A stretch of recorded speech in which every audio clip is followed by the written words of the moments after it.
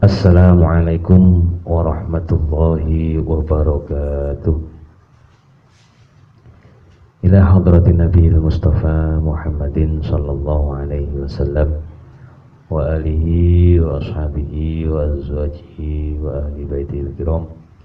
Summa ila jami'a abaihi wa ikhwanihi minal anbiya'i wal mursalin wal malaikatil muqarrabin wal karramin wasyuhada was salihin wal awliya wal ulama wal amilin wal musannifin khususan ila sultanil awliya Syekh Abdul Qadir Jailani wa muallif kitab Arba'in an-Nawawiyah abaina wa abaikum wa ummahatina wa ummahatikum wa jaddatina wa jaddikum wa jaddatina wa jaddatikum wa masyayikhana wa masyayikhikum. Syaulillahi lahumul Fatihah. A'udzu billahi minasyaitonir rajim. Bismillahirrahmanirrahim. Alhamdulillahi rabbil alamin arrahmanir rahim maliki yaumiddin. Iyyaka na'budu wa iyyaka nasta'in ihdinas siratal mustaqim siratal ladzina an'amta 'alaihim ghairil maghdubi 'alaihim waladdallin. Amin.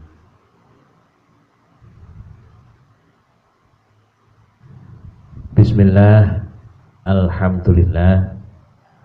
Assalatu wassalamu ala Rasulillah Sayyidina wa maulana Muhammadin ibni Abdillah wa ala alihi wa ashabihi wa man tabi'ahudah min yaumina hadha ila yaumil qiyamah. Amma ba'du. Qala al-muallifu rahimahullahu nafa'ana bihi wa bi ulumihi fid dharaini amin ya rabbal alamin. Para pemirsa IGTV dan channel YouTube PKPT Ibnu IPPNU Universitas Yudharta Pasuruan yang dirahmati oleh Allah Subhanahu wa taala. Alhamdulillah, di penghujung Ramadan ini kita bersama-sama oleh Allah ditakdirkan menjadi orang-orang yang bisa lepas dari apa yang menjadi hakullah, yakni menjadi orang-orang yang maghfura, amin ya rabbal alamin. Semoga pada amal-amal ibadah yang kita laksanakan selama bulan Ramadan, baik puasa kita, sholat kita, kemudian zakat kita, sedekah kita, baca Quran kita, ini semuanya diterima oleh Allah Subhanahu wa taala dan menjadi amalan maqbula. Para pemirsa yang dirahmati oleh Allah, ini sesuai dengan satu hadis yang berkenaan dengan bulan Ramadan. Rasul juga pernah menyabdakan, man shoma ramadhana imanan wa ihtisaban ghufira lahu ma taqaddama min dhanbihi. Barang siapa yang berpuasa Ramadan karena didasari rasa iman, wahtisaban, dan hanya mengharapkan ridho dari Allah Subhanahu wa taala, maka akan diampunkan baginya apa-apa yang telah terjadi, apa-apa yang telah mendahului dosa-dosa yang terdahulu. Ini diampuni oleh Allah Subhanahu wa taala. Para pemirsa IGTV dan channel YouTube yang dirahmati Allah, ini secara singkat memang sepertinya, nampaknya kita ini berpuasa mudah sekali menjadi jaminan untuk surga. Tapi pada prinsipnya adalah benar. Orang kalau niat puasa, niat ibadah, kemudian dari ibadahnya ini memberikan athar, memberikan bekas pada diri dan jiwanya, maka bisa dijamin orang yang melakukan ibadah ini akan terus melanggengkan kebaikan dalam kehidupannya.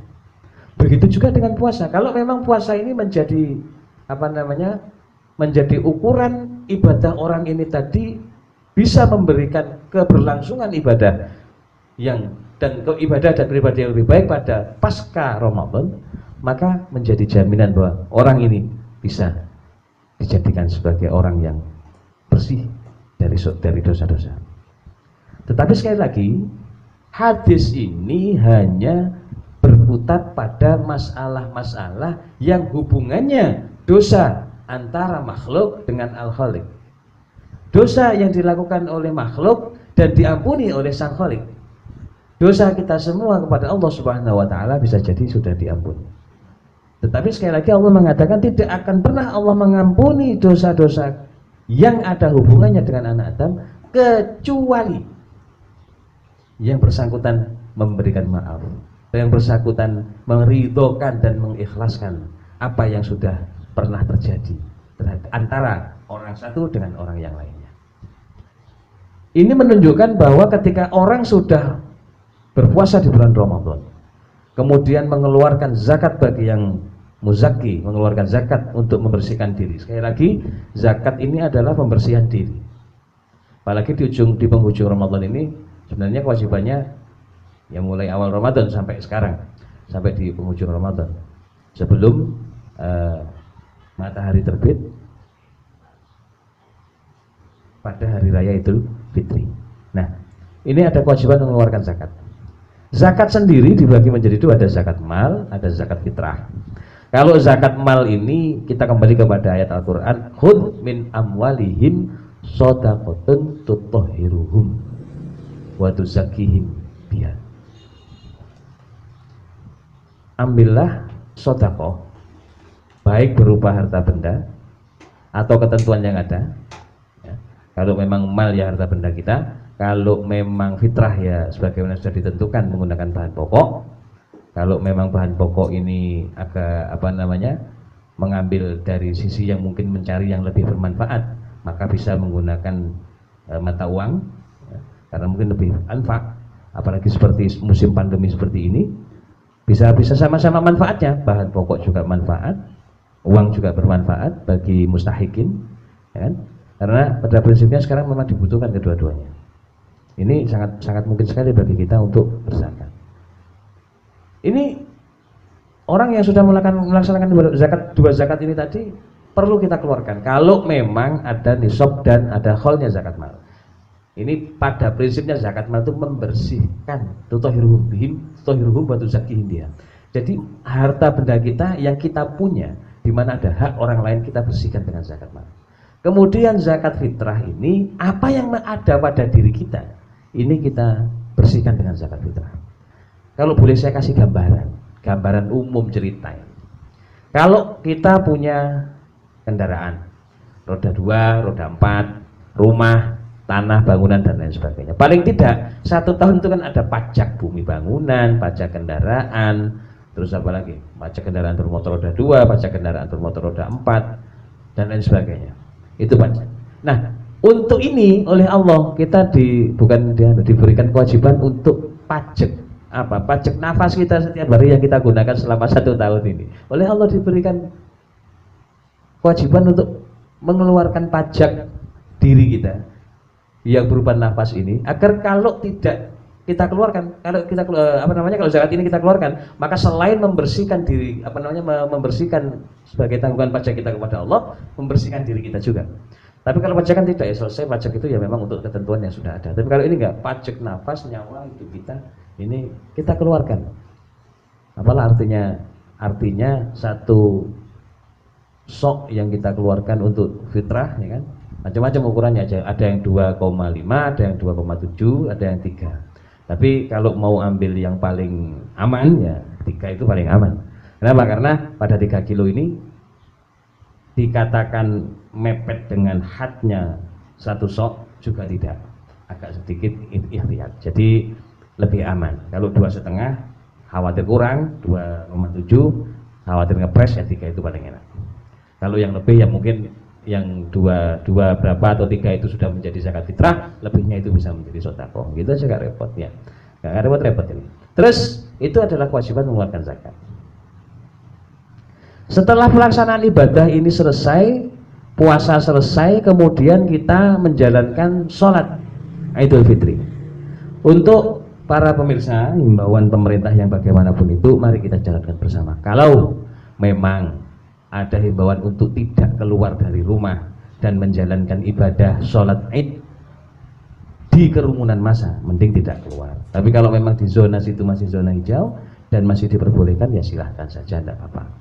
Tapi kalau memang tidak memungkinkan dan tidak mungkin untuk dilaksanakan, mending di rumah saja. Boleh, boleh.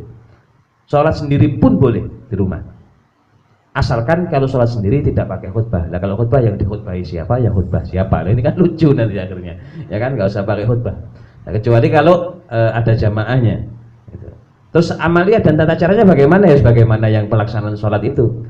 Jadi diawali dengan niat, nawaitu usolli sunnatan bi'idil fitri raka'ataini mustaqbilal qiblati lillahi ta'ala. Kemudian melaksanakan takbiratul ihram, dan di rakaat pertama, sebelum rakaat pertama di takbiratul ihram yang awal ini melaksanakan takbir sebanyak 7 kali. Di sela-sela takbir ini dibaca subhanallah, kalau mampu dibaca subhanallah walhamdulillah wala ilaha illallah wallahu akbar. Selesai itu melaksanakan membaca suratul Fatihah 1 ayat ya. Kemudian rukuk, sujud, melaksanakan rakaat yang kedua. Rakaat yang kedua sama, langsung takbir kembali sebanyak 5 kali, dan di antara takbir ini membaca subhanallah walhamdulillah wallahu akbar. Setelah itu membaca Fatihah, ayat, kemudian rukuk, sujud, dan diakhiri dengan salam.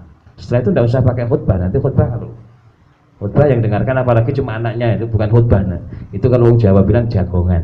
Nah, ini bukan khutbah ini ya, nggak tepat pun.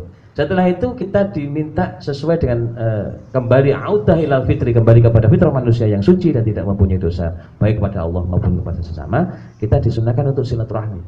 Kita meminta maaf kepada sesama manusia yang kita pernah jumpai, baik sengaja tidak sengaja, kecil besar, semuanya kita minta maaf. Ini sesuai dengan apa yang di Al-Quran sudah disebutkan. Qad aflaha man tazakka wa dzakara isma rabbih fasalla.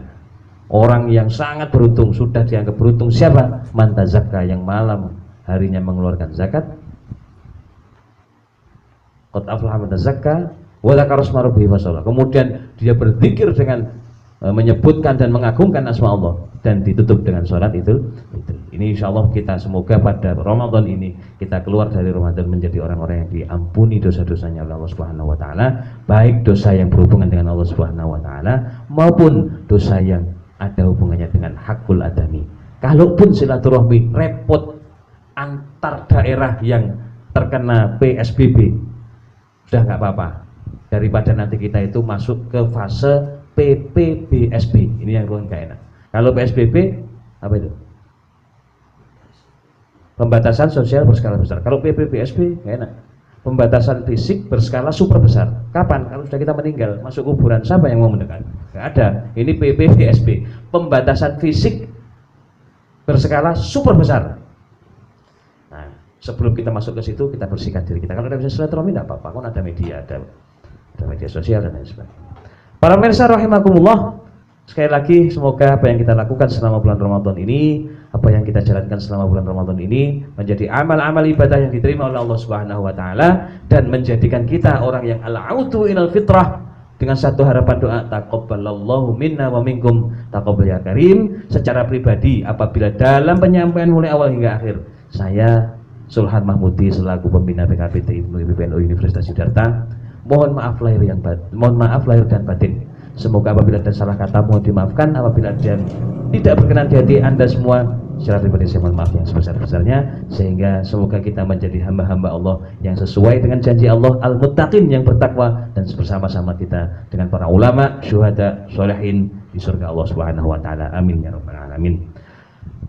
Demikian yang bisa kami sampaikan, kurang lebihnya saya mohon maaf, dan sedikit semoga dengan iringan hidayah Allah menjadikan ilmu yang bermanfaat bagi kita semua.